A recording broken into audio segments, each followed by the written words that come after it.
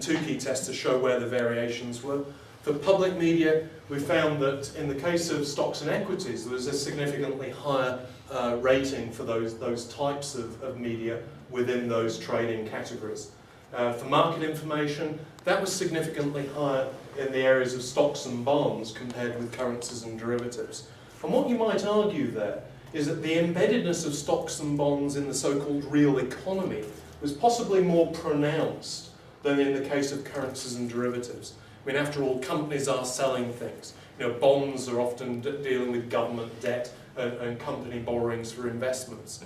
So there's the suggestion here that the tangibility of the real economy comes through in the case of bonds and stocks in a way that doesn't come through in currencies and derivatives. So it's not conclusive, but it's certainly supportive of the idea that certain types of financial instrument, particularly the more abstract derivatives markets, are arguably more abstract and disconnected from the so-called real economy. So the correlations between public media and reflexive information, institutional media and reflexive information, suggest they have discrete functions. The interview data incidentally confirmed by and large that those institutional networks are critical in discerning what we might call flows. And flows here are actually the anticipation of major movements in the market by figuring out what trades are coming into the system, knowing that a big bank's doing a merger or a takeover, and knowing that there's going to be big capital flows coming through the market that will affect prices.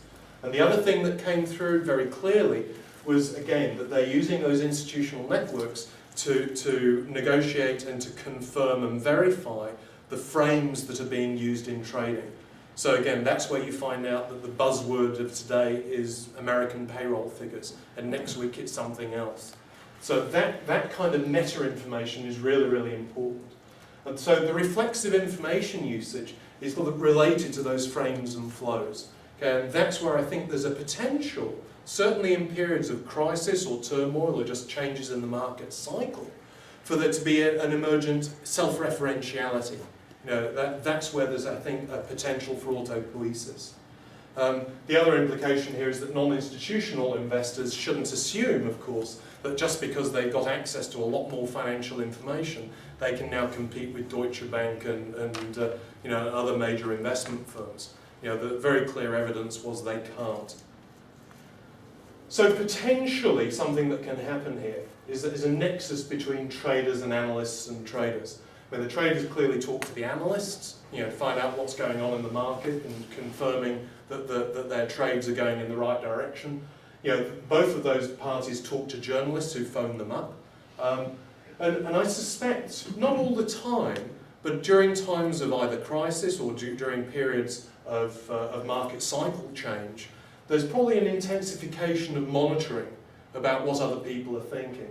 And I think potentially you can get a convergence of these self-referential checks and balances of people phoning each other up and looking what the other guys are doing in the market that can arguably start triggering price movements and trading activity completely separately from the standard fundamentals. And that's where I think the markets possibly go into a phase of autopoiesis.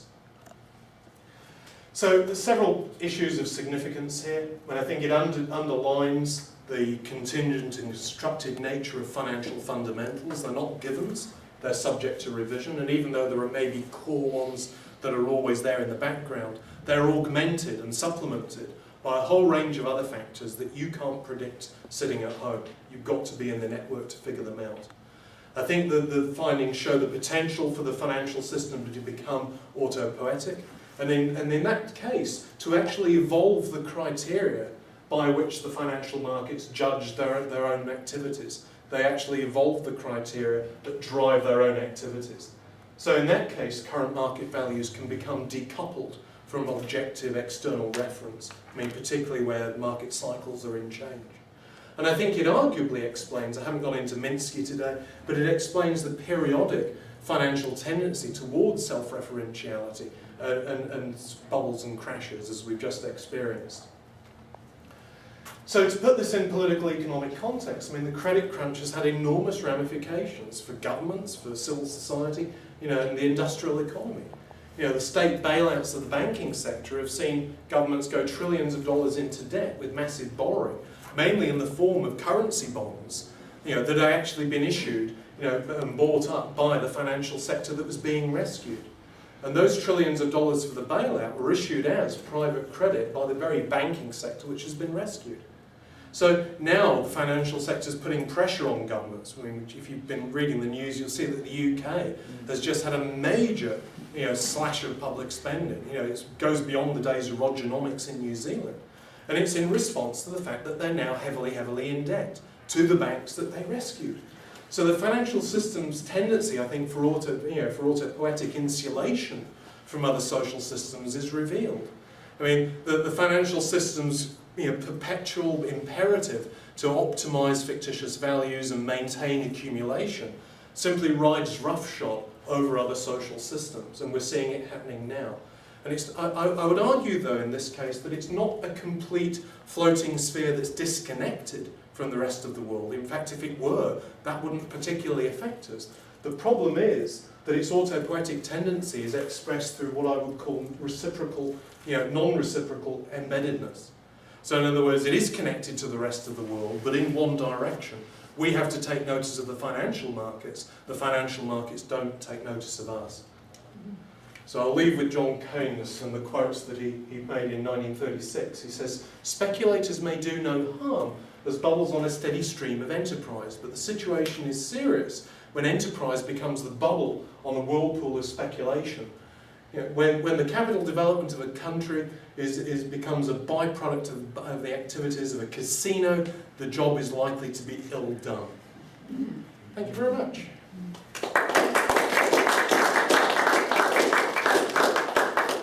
Questions, tomatoes, abuse from neoliberals? Should we keep the money under the mattress? Well, the Keynes wouldn't say so, that's hoarding.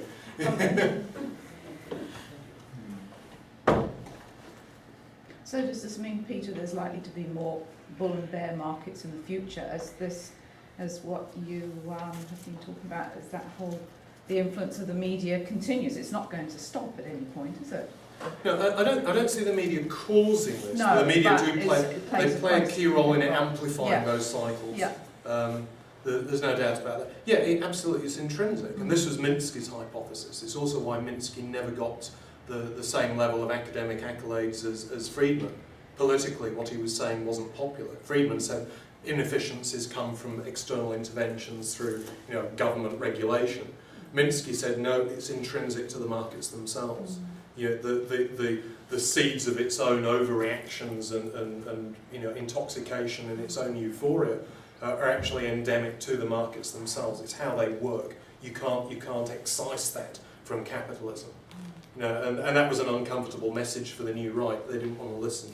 Minsky died a few years ago, which is a shame, because I'm sure he would have liked to have been proved right.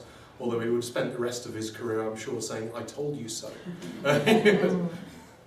How fascinating that his opinion wasn't popular and therefore wasn't heard. Yeah. Although interestingly, the financial analysts I talked to, they knew who Minsky was. Oh, right. It's the policymakers that didn't.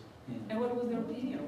Oh, they took the guy seriously. They're not interested in ideas. I mean, it's interesting, although that most of them have a fairly conservative right-wing view of the world, they're not interested in ideology. They're interested in how the markets work. So they're empiricists. They're not ideologues. And so if this guy was showing that there's a process there that's in the markets, you better take notice of it. And they knew themselves, they knew. Other places there, as you say, that they're doing it themselves. They know, Yeah, but it just because they understand the process doesn't mean you can spot when it's happening. And the very nature of financial cycles and euphoria is that you overextend your leverage and your exposure to risk, precisely because everything is going well and you're getting positive feedback. And so the signals that should be there saying, "Whoops, you're going a bit too far here," are never there at the moment that you go too far. So you're always late. And the credit crunch was a perfect example of a Minsky cycle. So there is no way of predicting or not absolutely. I mean, everyone says, "Oh yeah, I told you that was going to happen." Very, very few people put the money on it at the right moment. I mean, that's the holy grail. And you know, if I knew that, well, you know, I don't suppose I'd be here. I'd be sitting on a beach somewhere. You know. It's you know, the trouble is that, and this comes through the Basel III Accord. The assumption that a lot of policymakers make is that if only there was more information, we didn't know enough about those collateralised debt obligations. If only they'd told us more about it, this wouldn't have happened. Well, they always say that. And the idea that you can make the markets more transparent, that if only there was more divulgence of information, if only we just had more data more quickly, that this wouldn't happen. And I think that's answering the wrong question. It's the wrong problem, in fact. You know, because by the very nature, you know, people will model what's going on in the market, and as I said at the beginning, as they model it, you know, people will reflexively incorporate their understandings of their own behaviour into the models, at which point the models will cease to correlate with the behaviour that they're ostensibly, you know, referring to. So there's always scope to be taken by surprise. By definition, you know, the surprises and crises come precisely in those moments on something that you thought was absolutely concrete, no risk. You know, so all those systems of risk management, you know, only deal with the risk that's perceived. They can't, by definition, deal with the risks that haven't been noticed. So if risk is inevitable, you just need good risk communication, crisis communication, well, yes. communicators to deal with it.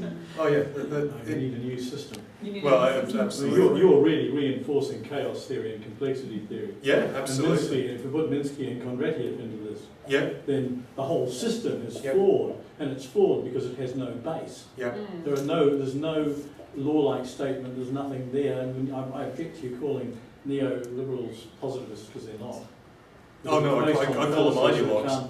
But the neoclassical model of communication. Oh yes, that might be. You know, it tends to be positivistic. You know, it's communication is automatic.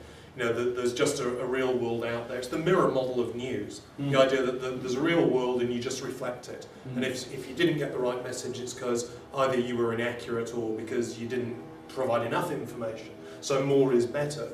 Well, actually, what my model of reflexivity kind of blows that idea that the real world is out there and the communication about it is here, out of the water. You can't separate them. I think you've got